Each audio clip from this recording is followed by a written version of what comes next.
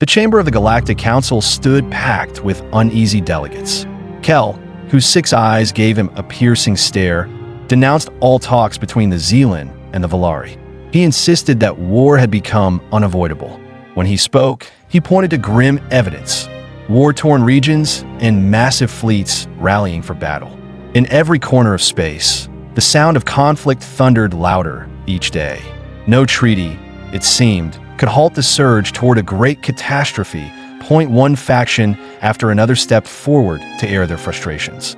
A Kashari envoy declared that talking to the Velari was pointless, since they viewed compromise as a weakness. A representative from the Sil-Heron Confederation argued that only force could prevent disaster, warning that if the Zelan-Velari clash spilled beyond their frontiers, the Council's own worlds might burn. Demands for sanctions, naval blockades, or direct military action sparked anger on all sides, and the debate ended without progress. In the midst of this deadlock, a human voice rose up. Chancellor Benedict Adipo, speaking for Earth, offered to let humanity step in and end the war. The idea made half the chamber burst with surprise. The rest responded with mockery. Humans had only recently joined the galactic stage, and their reputation for quick decisions and impulsive tactics seemed ill-suited for delicate negotiations. But Adipo stood firm, reminding everyone of an earlier crisis known as the Aridan Cluster Purge. Back then, the Council had delayed until tragedy was at the doorstep. It was a small human strike force, he insisted, that had intervened first and dismantled the threat, saving countless lives. His reminder stirred strong reactions. Some in the hall criticized humans for being reckless and believed Earth risked dragging the galaxy into further chaos. Others acknowledged the harsh truth. The Council's caution had nearly led to ruin, while humans had displayed focus and skill. Kel, the 6-eyed alien who had decried the futility of talks, challenged Adipo on one point. Why should everyone trust a species with such a history of conflict to mediate a crisis more complex than any Earth had faced? Adipo's reply was frank. He spoke of how humans, having endured wars among themselves for centuries, understood the destructive cost of inaction. They would act decisively where others hesitated. Though not perfect, they had proven they could accomplish missions that frightened larger coalitions. A tense argument followed. But after hours of wrangling, humanity was granted a narrow chance to intervene. At once, the human ship Ascalon began preparing for its mission. Captain Cunningham, known for his unyielding commitment to any job, led a diverse, battle-hardened crew. They planned to prevent the Zelan and the Velari from clashing on a massive scale, but they suspected an unseen hand guided both sides to bloodshed.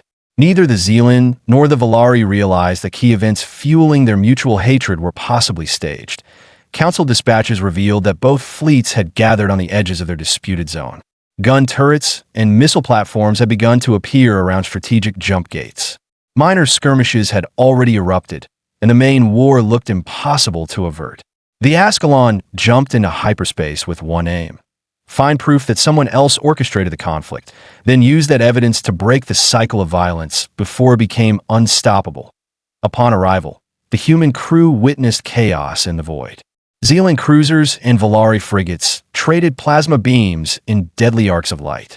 Explosions flared across sensor screens. Cunningham refused to fight in a direct assault. His priority was infiltration. He tried calling for a ceasefire so that he could speak to local commanders from both factions.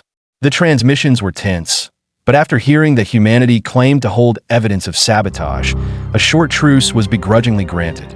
Zelan generals and Velari admirals arrived separately on the Ascalon for urgent talks. They glared at each other across the negotiating table. Cunningham and his second-in-command, Lieutenant Salazar, displayed partial data that suggested incidents sparking the war. Attacks on resource convoys, sabotage of star bases, had been staged using fabricated signals. The Zelan insisted they had confirmed Velari guilt, but the humans showed them the forgeries.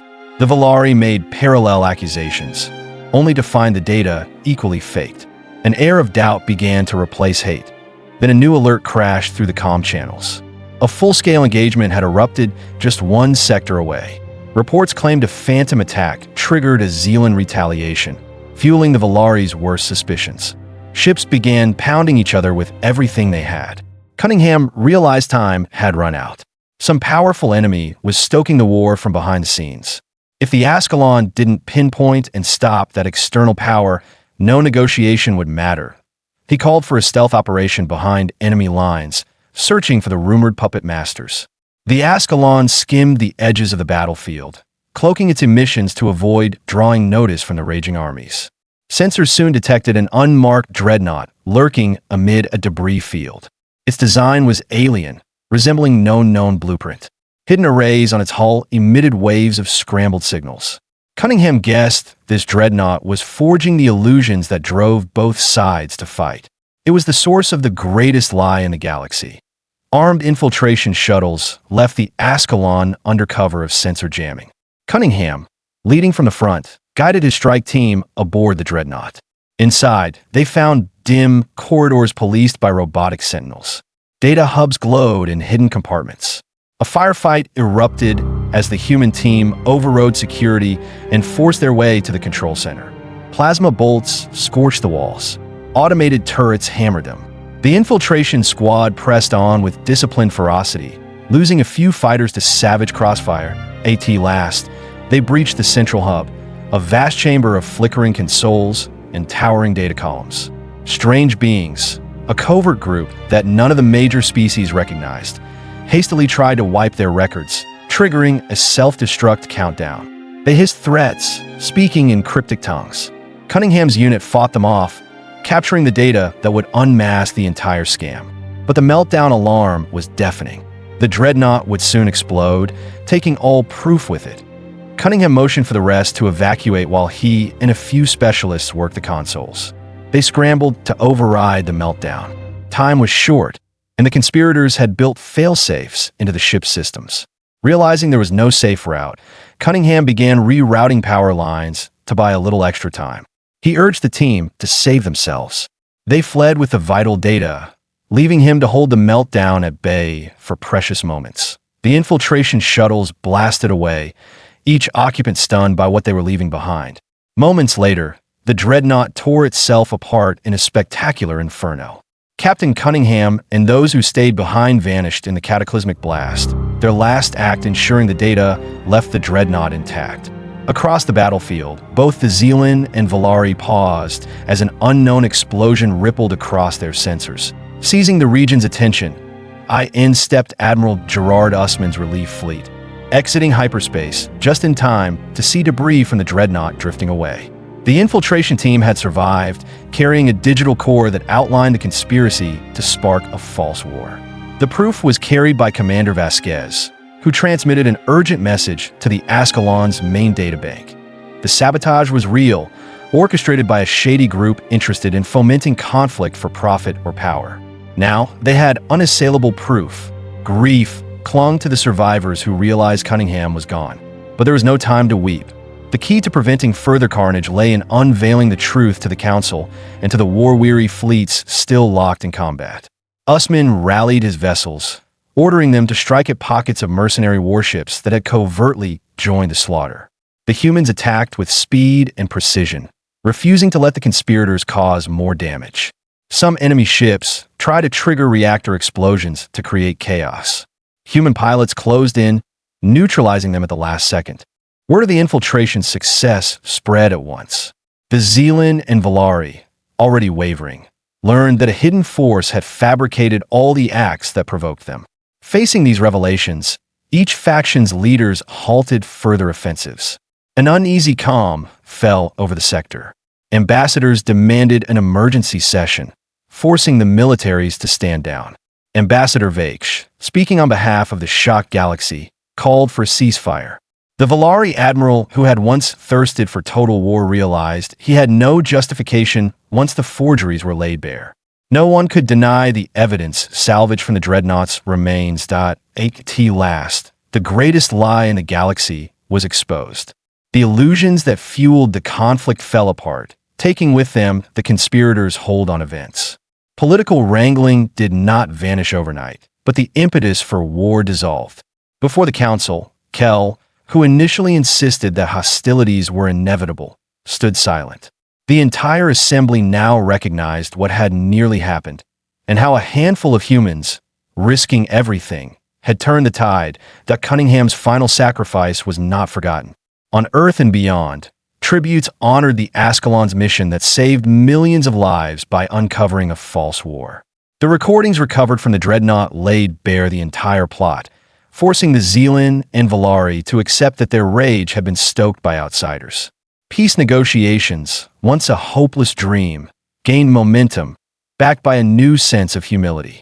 Even Admiral Varen, the Velari who had dismissed any talk of compromise, recanted his call for total war in the face of undeniable facts. With the conspirators routed and their scheme undone, the impetus for war lost all meaning. The war everyone believed imminent had never been a genuine conflict at all. It had been a manipulation, a setup orchestrated by a group aiming to keep the Zelan and Velari at each other's throats for dark benefits. Now that truth was out, a new horizon opened for the galaxy. The final battles ended. Hostile ships withdrew, letting survivors regroup and salvage what remained. Still reeling from the entire ordeal, the Galactic Council faced the next challenge, preventing such a deception from happening again. A plan was set in motion to refine intelligence sharing, unify watch protocols, and commit resources to exposing any lingering pockets of these puppet masters. As they moved to implement these measures, one reality remained. Humanity had broken the cycle. They had proven their worth by daring to do what the Council would not. Take swift action in the face of moral uncertainty. Adipo, in a short address to the Council, remembered Cunningham and the crew who paid the ultimate price. He reminded everyone that illusions thrive when good species do nothing. Humanity's impulsiveness had once been scorned, but here it proved to be the key to unraveling an elaborate hoax. The entire galaxy now understood that the war had been a lie, but the cost to expose that lie was immense. Because of one ship's valor, countless worlds were saved from a war that existed only in the realm of false narratives. Kel, chastened, acknowledged that if humans had not intervened, the Zelan and Velari might have burned each other's worlds to ash. No one in the Council dared question Earth's place among them now. The next page turned, shaped by the memory of a conflict that never truly was, and by the sacrifices made to reveal the truth. Even if tensions still simmered among various powers, a new sense of vigilance took hold, ensuring that illusions and manipulations would be met with swift, unified resistance. In the end, the galaxy continued on, scarred but also wiser. The Zelan and Velari, freed from a fabricated hatred, inched toward mutual respect. Humanity, with all its flaws and directness, stood center stage, having changed the galaxy's fate with a single daring mission. The war was never real, but the devastation it nearly unleashed had been all too real. And only humanity had known the truth soon enough to stop it.